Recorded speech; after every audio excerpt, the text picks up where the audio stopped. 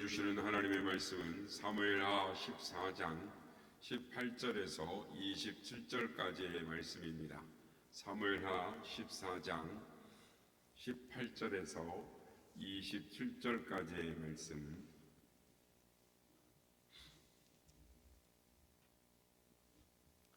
교독하시고 마지막 절을 함께 합독하시겠습니다. 왕이 그 여인에게 대답하여 이르되 바라노니 내가 내게 묻는 것을 내게 숨기지 말라. 여인이 이르되 내 주 왕은 말씀하옵소서.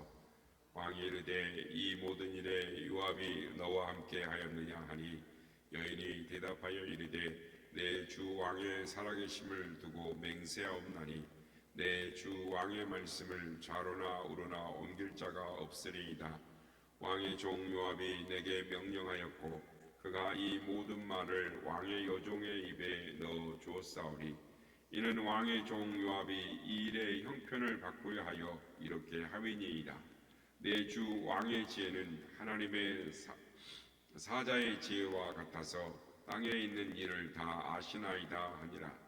왕이 요압에게 이르되 내가 이 일을 허락하였으니 가서 청년 압살롬을 데려오라 하니라.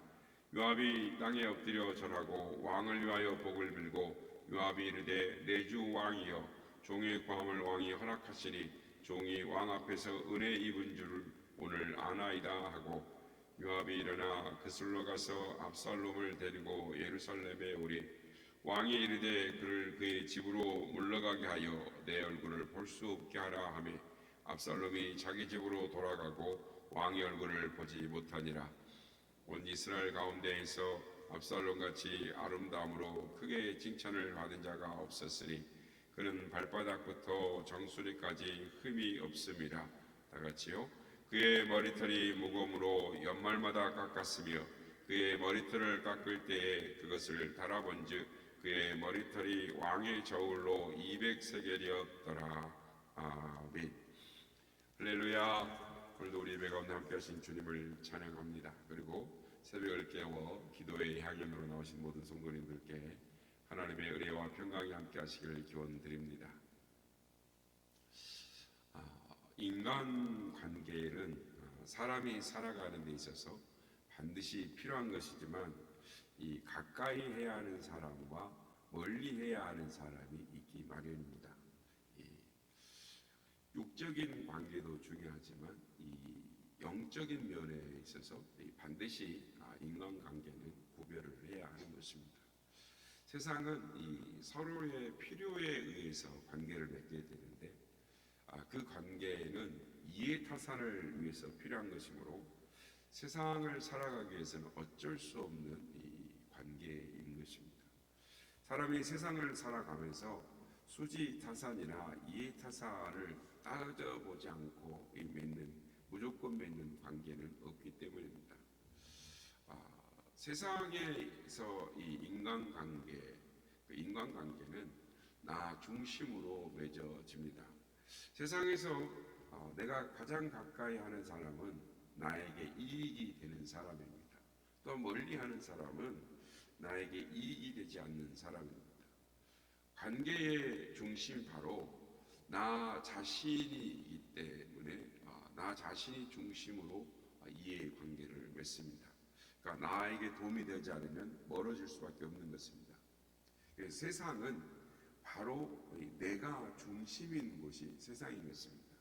하지만 영적인 세상은 자신이 중심이 될 때에 아무런 어떤 관계도 맺어질 수 없고 그 관계는 이미 실패한 관계다라고 말할 수 있습니다. 영적인 것은 하나님이 중심에 계셔야만 모든 관계가 원만하게 이루어질 수 있고 하나님이 중심에 계셔야만 이해타산을 따지지 않고 만날 수 있기 때문인 것입니다. 그러므로 영적으로 멀리해야 하는 사람은 자기 중심적인 사람이고 또 가까이 해야 될 사람은 하나님 중심으로 사는 사람인 것입니다. 이것은 세상과 반대이기 때문에 사실은 간단하면서도 판단하기가 어려운 것이 인간관계라 할 수 있겠습니다. 여러분, 여러분이 성도이기 때문에 세상에 살고 있지만 영적으로 타락하도록 이끄는 사람이 아니라면 세상 사람과 잘 조율하면서 살아야 합니다. 인간관계를 맺어야 하는 것이죠. 성도가 세상에서 열심히 일해서 잘 사는 것은 나쁜 것이 아닙니다. 복입니다. 그러나 잘 살기 위해서 하나님을 떠나는 것은 죄가 되는 것입니다.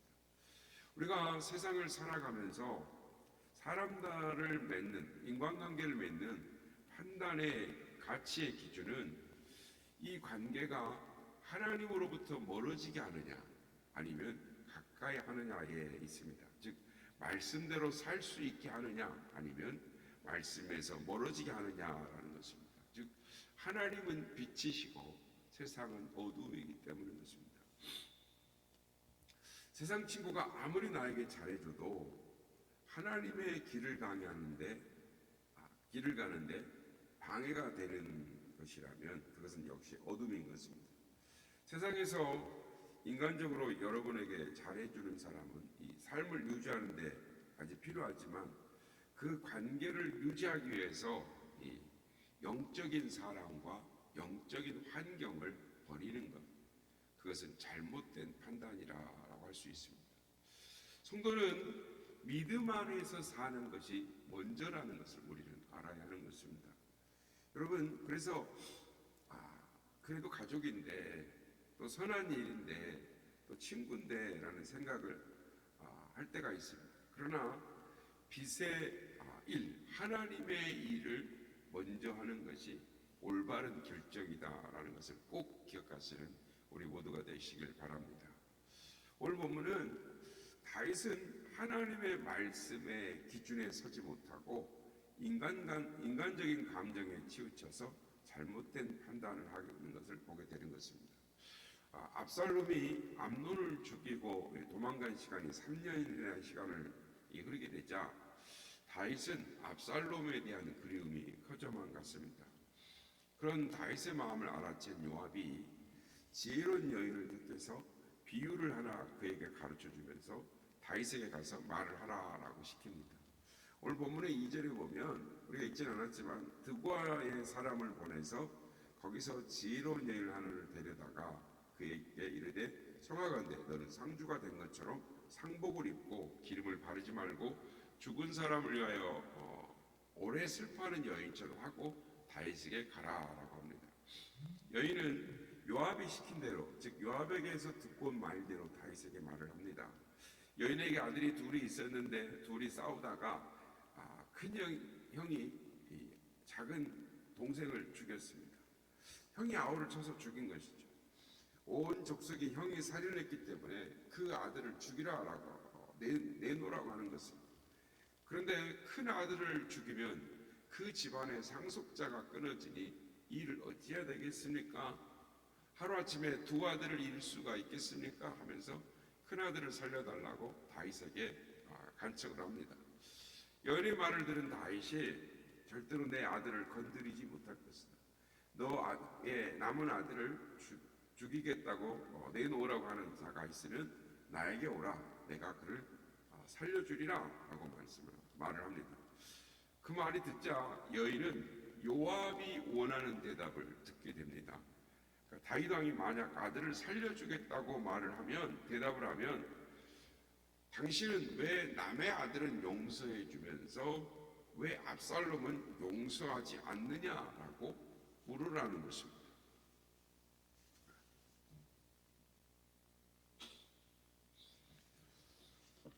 그래서 13절 말씀을 보면 여인이 이르되 그러면 어찌하여 왕께서 하나님의 백성에게 대하여 이 같은 생각을 하셨나이까? 이 말씀을 하심으로 왕께서 죄 있는 사람같이 되심은 그 내쫓긴 자를 왕께서 집으로 돌아오게 하지 아니하심이니이다. 이 말이 무슨 말이냐면 다윗이 그 여자의 큰아들을 살려주겠다고 약속을 하자 백성들이 지금 압살롬이 돌아오기를 원하는데 왜 압살롬을 용서하지 않느냐라는 것입니다. 그러니까 여인이 한 말 중에 이 같은 생각은 하는 말이 무슨 말이냐면 왜 외국으로 도피한 압살롬을 용서하지 않느냐? 그러니까 그런 생각을 하고 있느냐라고 다윗에게 묻는 것입니다.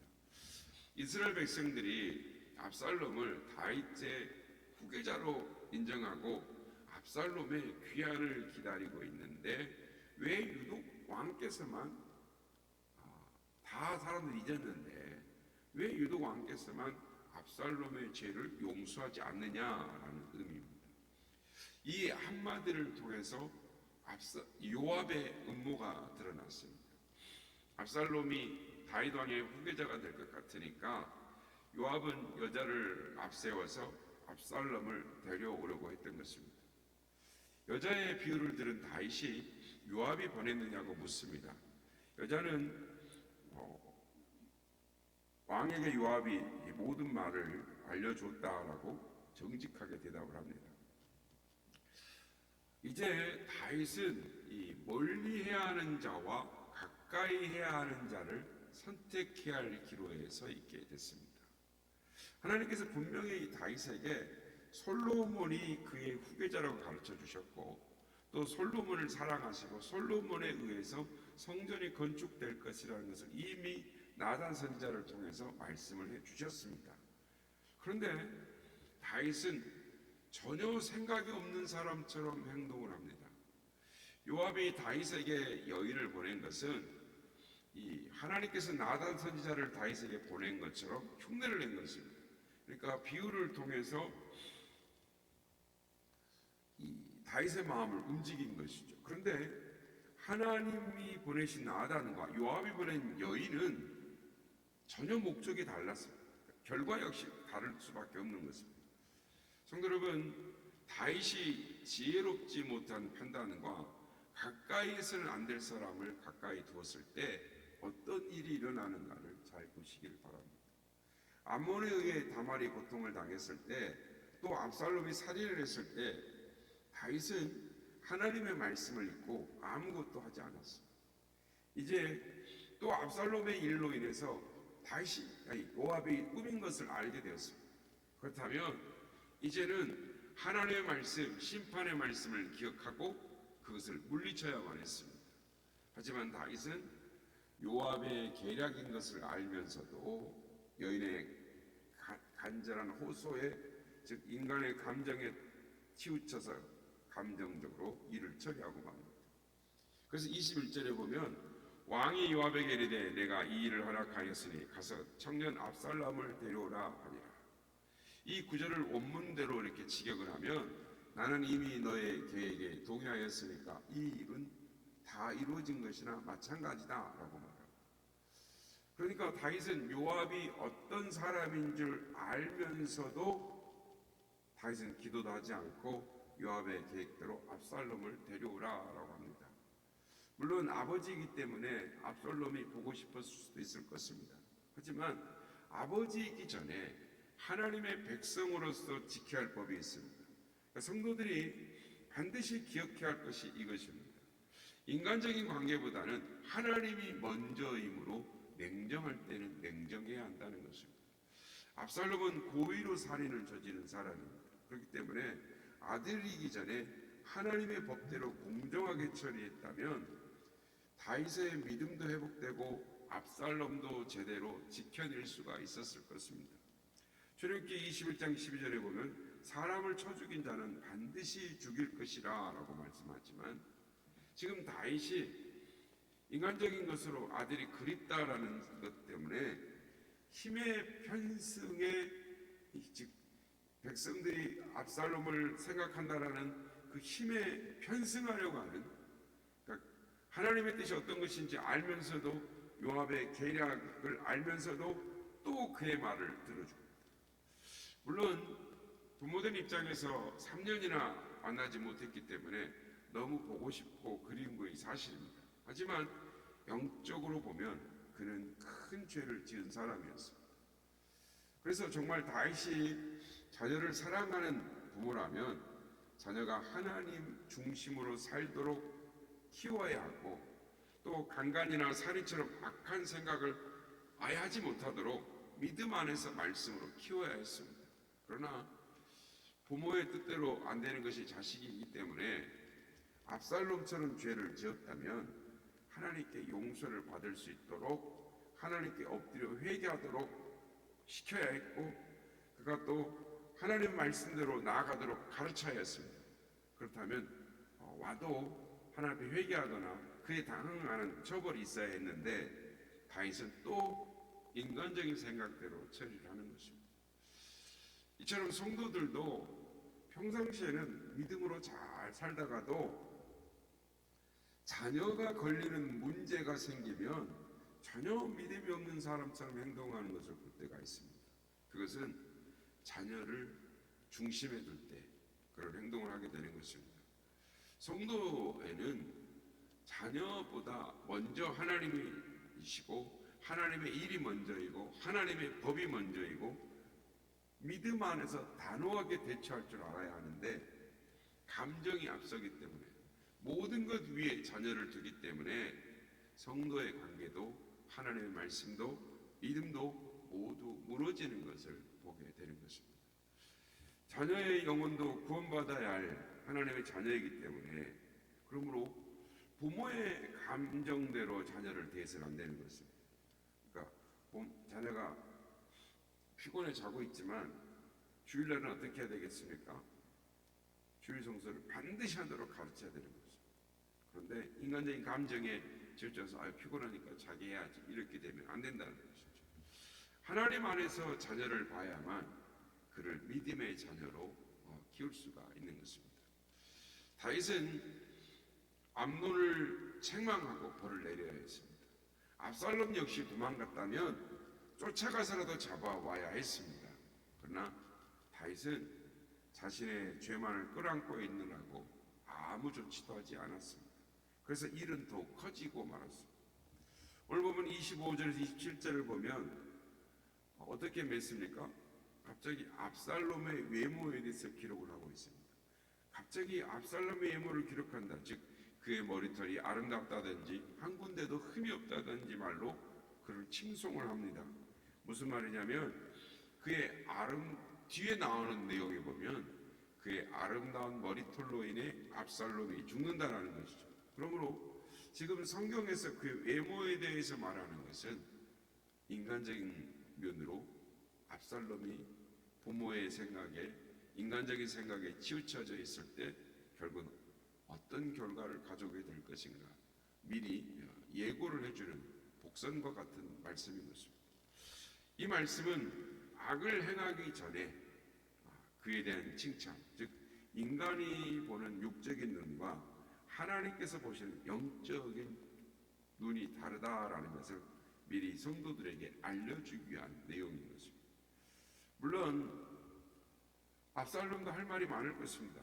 동생이 암논에 의해 강간을 당했는데 그럼 오빠로서 가만히 있는 것이 옳은 일이냐? 물론 세상적으로 보면 억울한 일일 수도 있습니다.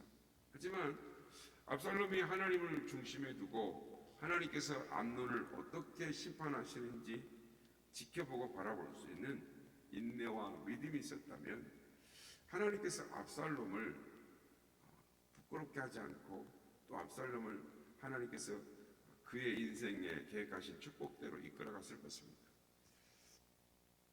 인간관계를 어떻게 맺느냐? 요압은 압살롬을 데리고 올 때는 백성들이 원했고 또 뛰어난 외모를 가졌기 때문에 압살롬이 자기에게 도움이 될 거라고 생각해서 데리고 왔습니다.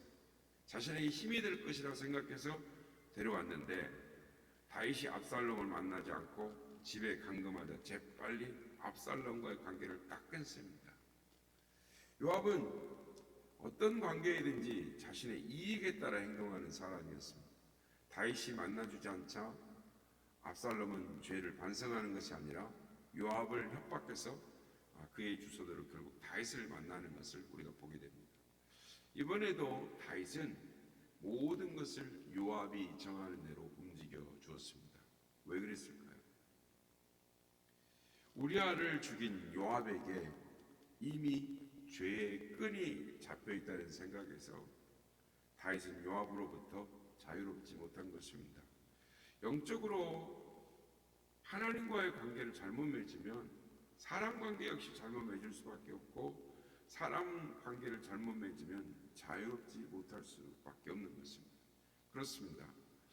기도하지 않는 자는 미련한 것이고, 하나님과의 관계가 멀어진 자는 지금 다윗처럼 모든 일을 인간적인 관점에서, 인간적인 생각과 감정에 의해서 처리를 하다 보니까 연속적으로 계속 실수하는 것을 보게 되는 거죠. 성도 여러분, 다윗을 보면서 다윗이 어리석다라고 생각할 수 있습니다. 그러나 다윗이 어리석다고 비판할 것이 아니라 지금 내가 어떤 행동을 하고 있는지, 내가 어떤 인간관계를 맺으며 살아가고 있는지 우리 자신을 돌아보시길 바랍니다. 그래서 언제나 하나님 중심의 삶을 살아가는, 그랬을 때 하나님께서 우리의 삶을 하나님이 예비하신 평강과 축복의 삶으로 인도해 주실 줄 믿습니다. 그러기는 하나님 중심으로 생각하고 모든 일을 하나님의 말씀의 법의 기준 안에서 모든 것들을 관계를 맺고 판단하며 살아가시는 우리 모두가 다 되시기를 예수님의 이름으로 축복합니다. 성자의 그름으로 날 위하여 버리신 그 사랑 고마워라. 내 머리 숙여서 주님께 비는 말 나무어 주님께 바치리까. 주는 날 위해 간구하시니 이 아픈 은혜를 가옵나니 주님의 참사랑 고맙고 놀라워 찬송과 기도를 쉬지 않네. 주님의 십자가 나오시고 신실한 믿음과 마음으로 영재의 사랑과 친절한 위로를 내게로 베풀게 하옵소서. 한 가지 은혜를 받았으니 내 평생 슬프나 즐거우라. 이 몸을 온전히 주님께 바쳐서 주님만 위하여 늘 살겠네. 아멘.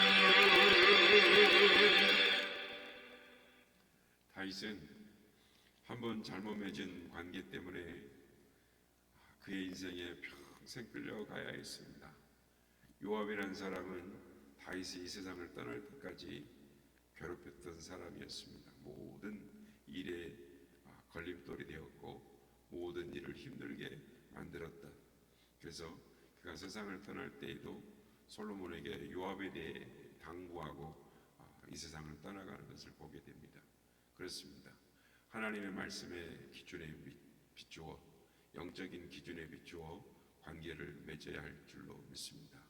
오늘도 하나님, 우리가 인간적인 생각과 감정에 치우쳐서 인간관계를 맺는 것이 아니라 하나님이 주신 말씀의 법의 기준에 따라, 영적인 기준에 따라 인간관계를 맺고 하나님의 뜻 안에서 하나님의 법대로 살아갈 수 있는 우리가 되게 하여 주시옵소서. 이렇게 기도하는 우리가 되기를 원합니다.